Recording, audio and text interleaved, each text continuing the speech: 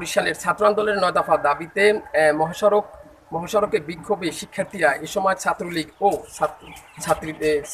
শিক্ষার্থীদের মধ্যে ধাওয়া পাল্টা দেওয়া শুরু হয়। এক পর্যায়ে শিক্ষার্থীরা নগরীর হাতেম আলী কলেজ, চৌমাথা ও নতুল্লাবাদ এবং নবগ্রাম রোড বটতলা এলাকায় অবস্থায় দাবি আদায়ের লক্ষ্যে সেখানে অবস্থান নেয়। এক পর্যায়ে পুলিশ ও শিক্ষার্থীদের মধ্যে ধাওয়া পাল্টা দেওয়া শুরু হয়। শুরু হওয়ার যে পরিস্থিতি আপনাদের দেখানোর চেষ্টা করছি বরিশাল থেকে। ছাত্র আন্দোলনের ৯ দফা দাবিতে মহাসড়কে বিক্ষোভে শিক্ষার্থীরা এ সময় ছাত্রলীগ ও শিক্ষার্থীদের মধ্যে ধাওয়া পাল্টা দেওয়া শুরু হয়। এক পর্যায়ে শিক্ষার্থীরা নগরীর হাতেম আলী কলেজের চৌমাথা ও নতুল্লাবাদ এবং নবগ্রাম রোডের বটতলা এলাকায় অবস্থান নিয়ে দাবি আদায়ের কথা বলেন।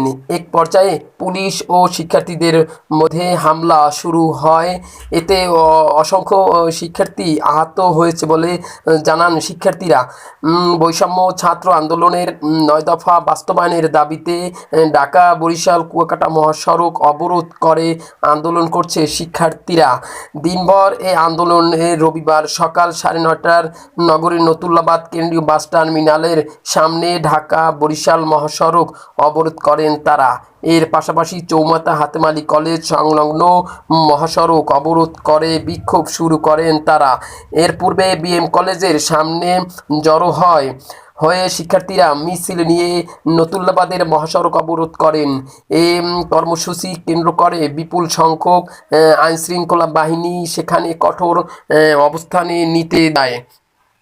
এই ছিল আজকের এখান থেকে বানর বাংলা সংবাদ। মাহফুজ ইসলাম সবুজ, বরিশাল। বলছিলাম কি, আমাদের যে ৯ দফা ছিল মানে গত দিনগুলোতে, সেগুলোতে কোনো মানে আমাদের উস্কানিমূলক বক্তব্য দেওয়া হয়েছে, কোনো সমাধানের পথে আসা হয়নি, বুঝছেন?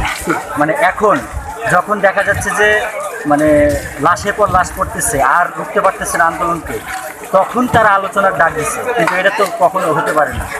মানে আমাদের চাওয়া ছিল আলোচনার মাধ্যমেই বিষয়টাকে সুরাহা করা, কিন্তু তারা এটা না করে তারা ধ্বংসযজ্ঞ হত্যাযজ্ঞের দিকে গেছে। এই কারণে আমরা এই হত্যাযজ্ঞের বিচার চাই। আমাদের দাবি এক, দফা এক, শেখ হাসিনার পদে চাই। ছবি তোলার দরকার নাই, না ছবি তোলার দরকার নাই।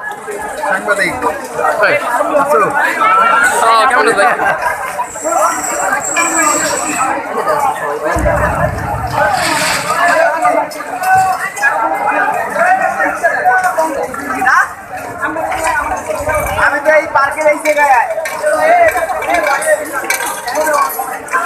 আজকে ভাইরাল এই বাসা এর